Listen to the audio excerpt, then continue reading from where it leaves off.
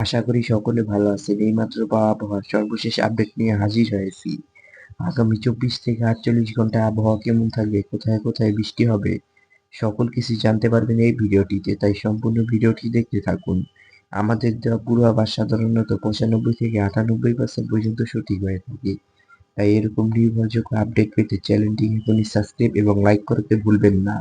আজ দেশে রাত থেকে আংশিক মেঘলা আকাশ বিরাজমান থাকবে। দিনের তাপমাত্রা ছিল 36 ডিগ্রি এবং রাতের তাপমাত্রা থাকবে 26 ডিগ্রি। কাল বিকেল ও সন্ধ্যা থেকে দেশের বিভিন্ন অঞ্চলে বৃষ্টি সহ বজ্রবৃষ্টির ঝুঁকি রয়েছে। বিশেষ করে ঢাকার আশেপাশে জেলা ময়মনসিংহ, জামালপুর, সিলেট, সুনামগঞ্জ, মৌলভীবাজার, চট্টগ্রাম, রাঙ্গামাটি, বান্দরবান তাপমাত্রা থাকবে 33 থেকে 34 ডিগ্রি সেলসিয়াস এবং রাতে তাপমাত্রা থাকবে 26 থেকে 27 ডিগ্রি সেলসিয়াস।